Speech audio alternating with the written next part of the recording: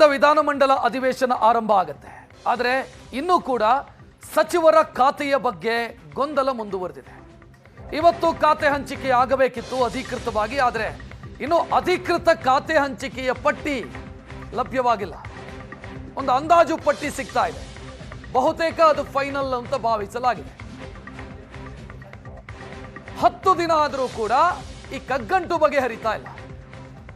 3ನೇ ತಾರೀಕು ಪ್ರಮಾಣ ವಚನ ಸ್ವೀಕರಿಸಿದ್ರು. 10 ದಿನದಿಂದ ಖಾತೆ ರಹಿತರಾಗಿ ಓಡಾಡ್ತಾ ಇದ್ರು. ಇವತ್ತು ಶುಭಗಳಿಗೆ ಶುಭ ಮುಹೂರ್ತ ಬರಬೇಕಿತ್ತು, ಇನ್ನೂ ಬಂದಿಲ್ಲ. ಯಾರಿಗೆ ಯಾವ ಖಾತೆ ಅನ್ನೋ ಗೊಂದಲ ಇನ್ನೂ ಮುಂದುವರೆದಿದೆ. ಒಂದು ಅಂದಾಜು ಸಿಗ್ತಾ ಇದೆ.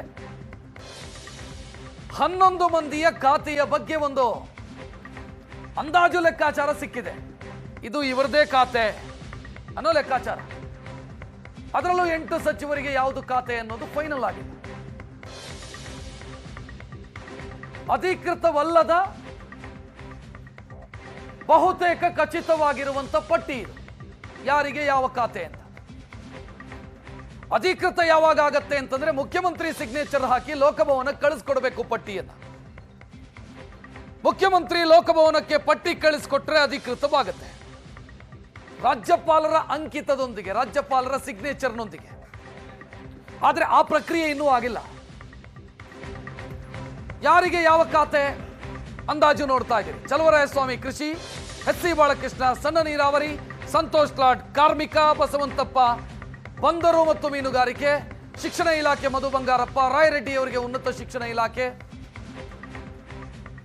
ಜಮೀರ್ ಅಹಮದ್ ಖಾನ್ ವಸತಿ, ಲಕ್ಷ್ಮಣ್ ಸವದಿ ಸಹಕಾರ ಖಾತೆ, ಅಜಯ್ ಸಿಂಗ್ ಅರಣ್ಯ, ಮಲ್ಲಿಕಾರ್ಜುನ್ ಗಣಿ ಮತ್ತು ಭೂವಿಜ್ಞಾನ, ರಿಜ್ವಾನ್ ಅರ್ಷದ್ ಆಹಾರ. ಬಹುತೇಕ ಫೈನಲ್ ಆಗಿರುವಂತ ಪಟ್ಟಿ ಇದು. ಇದರಲ್ಲಿ ಒಂದು ಅಚ್ಚರಿ ಅಂತಂದ್ರೆ ಖಾತೆಗಳಲ್ಲಿ ಬದಲಾವಣೆಗಳಾಗಿದೆ ಕೆಲವರದು. ಆಹಾರ ಖಾತೆ ಮುನಿಯಪ್ಪ ಅವರ ಕೈಯಲ್ಲಿತ್ತು, ಅದು ರಿಜ್ವಾನ್ ಅರ್ಷದ್ ಅವರಿಗೆ ಹಂಚಿಕೆ ಆಗ್ತಾ ಇದೆ ಅನ್ನೋ ಮಾಹಿತಿ ಇದೆ. ಲಕ್ಷ್ಮಣ್ ಸವದಿ ಬಯಸಿದ್ದು ಸಿಗ್ತಾ ಇದೆ. ಅಜಯ್ ಸಿಂಗ್ ಅವರಿಗೆ ಅರಣ್ಯ ಇಲಾಖೆಯ ಜವಾಬ್ದಾರಿಯನ್ನು ಕೊಡಲಾಗ್ತಾ ಇದೆ ಅನ್ನೋ ಮಾಹಿತಿ. ಇದು ಇನ್ನೂ ಅಧಿಕೃತವಾಗಿಲ್ಲ, ಆದರೆ ಅಧಿಕೃತವಾಗಬಹುದಾದಂತ ಎಲ್ಲಾ ಸಾಧ್ಯತೆ ಇರುವಂತ ಪಟ್ಟಿ. ಎಚ್.ಸಿ. ಬಾಲಕೃಷ್ಣ ಸಣ್ಣ ನೀರಾವರಿಯ ಜವಾಬ್ದಾರಿ ಸಿಗಬಹುದು. Basavantappa first time minister, fresh face, ಅವರಿಗೆ ಮೀನುಗಾರಿಕಾ ಖಾತೆಯ ಜವಾಬ್ದಾರಿ ಸಿಗಬಹುದು. ಚಲುವರಾಯಸ್ವಾಮಿ ಕೃಷಿ ಇಲಾಖೆಯಲ್ಲಿ ಕಂಟಿನ್ಯೂ ಆಗುವಂತ ಸಾಧ್ಯತೆ ಕಾಣ್ತಾ ಇದೆ. ಲಕ್ಷ್ಮಣ್ ಸವದಿಯವರು ಸಹಕಾರ ಇಲಾಖೆಯ ಜವಾಬ್ದಾರಿ ಕೆ.ಎನ್. ರಾಜಣ್ಣ ನಿಭಾಯಿಸ್ತಾ ಇದ್ರು ಕಳೆದ ಕ್ಯಾಬಿನೆಟ್ ಅಲ್ಲಿ. ಮಧು ಬಂಗಾರಪ್ಪ ಅವರ ಖಾತೆಯಲ್ಲಿ ಬದಲಾವಣೆಗಳಾಗಲ್ಲ ಅನ್ನುವಂಥ ಮಾಹಿತಿ. ಶಿಕ್ಷಣ ಇಲಾಖೆ ಮುಂದುವರಿಯುತ್ತೆ ಅವರಿಗೆ ಅಂತ. ಎಸ್ ಮಲ್ಲಿಕಾರ್ಜುನ್ ಅವರು ಕೂಡ ಗಣಿ ಮತ್ತು ಭೂ ವಿಜ್ಞಾನ ಇಲಾಖೆಯ ಸಚಿವರಾಗಿ ಮುಂದುವರಿಯುವಂತ ಸಾಧ್ಯತೆ ಇದೆ.